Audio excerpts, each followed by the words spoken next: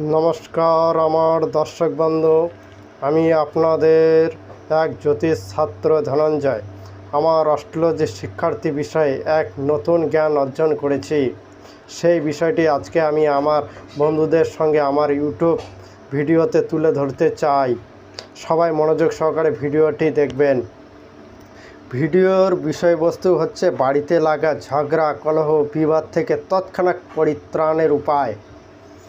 এমন কোনো বাড়ি নেই যেখানে ঝগড়া কলহ বিবাদ লাগে না। কখনো স্বামী স্ত্রী, কখনো শ্বশুর শাশুড়ি, কখনো মা ছেলে, কখনো ভাই বোন। তবে এই উপায়টি সেই ব্যক্তি করবে যে চাইবে আমার বাড়িতে ঝগড়াটা বেশিক্ষণ থাকুক না।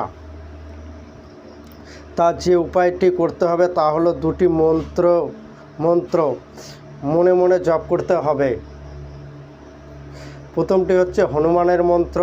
হনুমানকে যে সংকটমোচন বলা হয় সেটা সবাই কম বেশি জানে। হনুমানকে যে সংকটমোচন বলা হয় সেটাই সবাই কম বেশি জানেই। হনুমান কলিযুগের এক প্রতিষ্ঠিত দেবতা, তাই হনুমানের নাম নিলে অনেক সংকট কেটে যায়। এটি শ্রীরামচরিত মানস আছে, যেটা তুলসীদাসের লেখা। শ্রীরামচরিত মানসটি তুলসীদাসের লেখা। তুলসীদাস তার এই পুস্তকে বলেছে, ঝগড়া কলহ বিবাদের সময় কেউ যদি হনুমানকে স্মরণ করে বলতে থাকে, ঝগড়া কলহ বিবাদের সময় যদি হনুমানকে স্মরণ করে মনে মনে স্মরণ করে কেউ যদি বলতে থাকে, সংকটমোচন নাম তিয়ারো কংস সংকট মর গরিবকে जो तुम सुनोई जातोटार সংকটমোচন নাম তিয়ারো। আবার বলছি, সংকটমোচন নাম তিয়ারো কংস সংকট মর গরিবকে जो तुम सुनोई जातोटारो সংকটমোচন নাম তিয়ারো।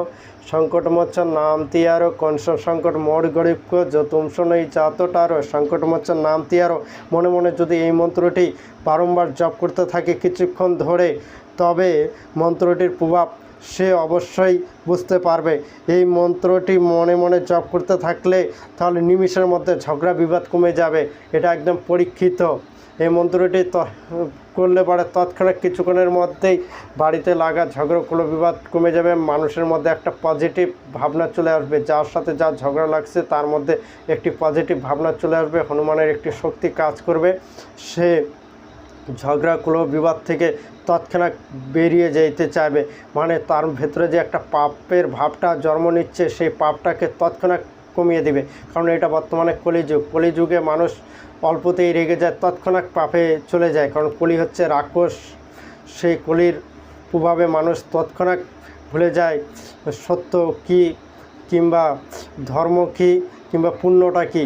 পাপের দিকে মানুষ বেশি অগ্রসর হয়ে যায়। কিন্তু কলিযুগের একমাত্র প্রতিষ্ঠিত দেবতা হনুমান, তাই হনুমানের এই মন্ত্রটি জপ করলে বাড়িতে লাগা ঝগড়া কলহ বিবাদ থেকে তৎক্ষণাৎ মুক্তি পাওয়া যায়। এছাড়া আরও একটি মন্ত্র আছে, যে মন্ত্রটি জপ করলে বাড়িতে লাগা ঝগড়া কলহ বিবাদ থেকেও তৎক্ষণাৎ মুক্তি পাওয়া যায়। এটাও সেই ধরনেরই মন্ত্র। এটা পাপনাশক মন্ত্র এবং মনের মধ্যে একটা শান্তি প্রদান করে। এই মন্ত্রটি হচ্ছে শান্তম পাপম শান্তম পাপম শান্তম পাপম শান্তম পাপম শান্তম পাপম শান্তম পাপম শান্তম পাপম। এইভাবে মন্ত্রটি যদি মনে মনে জপ করতে থাকে, এই মন্ত্রটি মনে মনে জপ করলে ঝগড়া বিবাদ এবং কারো মস্তিষ্কে থাকা রাগ কমাতে পারে। এই মন্ত্রটির এমন ক্ষমতা, কারো মস্তিষ্কে থাকা যদি রাগ থেকে সে রাগও কমাতে পারে। শান্তম পাপম মন্ত্রটি মনে মনে জপ করলে। আমরা জানি মানুষের রাগ তখনই উঠে যখন মনে শরীরে কলির প্রভাব পড়ে। তার ফলে পাপের প্রভাবও মানুষের শরীরের উপর খুব বাড়ে এবং খুব পড়ে যায় পাপের প্রভাব। তাই শান্তম পাপম মন্ত্রটি জপ করলে ঝগড়া কলহ বিবাদ তৎক্ষণাৎ থেমে যায়। এটি একদম পরীক্ষিত। এটাও একদম পরীক্ষিত যে শান্তম পাপম মন্ত্রটি জপ করলে তৎক্ষণাৎ ঝগড়া কলহ বিবাদ থেমে যায়। এই দুটি মন্ত্র ছিল। মন্ত্রটি প্রথমটি হচ্ছে সংকটমোচন নাম তিয়ারো কংস সংকট মরি গরিবকে जो तुम सुनोई जातोटारो সংকটমোচন নাম তিয়ারো। এটি হনুমানের। আর কেউ যদি এত বড়টা মুখস্থ করতে না পারে তবে তৎক্ষণাৎ এটা মুখস্থ করতে পারে। শান্তম পাপম শান্তম পাপম দুটির কাজই সম্পূর্ণভাবে পরীক্ষিত, দুটি সুন্দর কাজ করে। বন্ধুরা, যদি ভিডিওটি উপকৃত মনে হয় তবে চ্যানেলটিতে লাইক এবং সাবস্ক্রাইব করে দিও। ভিডিওটি যদি উপকৃত মনে হয় তবে চ্যানেলটিতে লাইক এবং সাবস্ক্রাইব করিয়ে এগিয়ে যাবেন। পরবর্তীতে আরও সুন্দর বিষয় নিয়ে ভিডিও আসবে, আরও সুন্দর সুন্দর বিষয় নিয়ে ভিডিও বানাবো। আর কেউ যদি জন্মকুষ্ঠী বিচার করাতে চান তবে আমার সঙ্গে যোগাযোগ করবেন। কেউ যদি চান যে জন্মকুষ্ঠীটা আমি একবার বিচার করিয়ে দেখব, সেটা সম্পূর্ণ ফ্রিতে আমি করিয়ে থাকি, সম্পূর্ণ ফ্রিতে দেখে দিব। আমি মানুষের উপকার করতে চাই, মানুষের সঙ্গে আমি থাকতে চাই, তাই মানুষের জন্য আমি কিছু কাজ করতে চাই। তাই আমি মানুষের জন্মকুষ্ঠীটা বিবাহ হচ্ছে কি না সে বিচার করে দেব।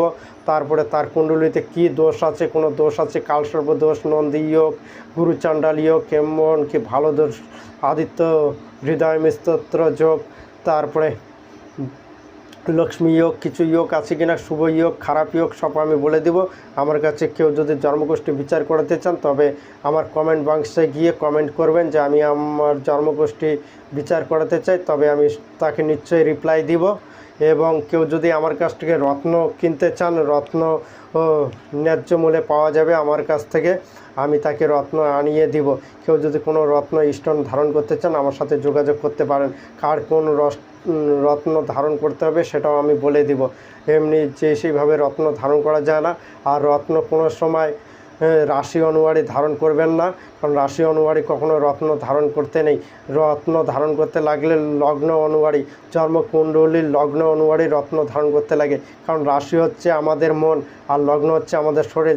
আমরা মনে কখনো রত্ন ধারণ করতে পারি না, আমরা শরীরে ধারণ করতে পারি।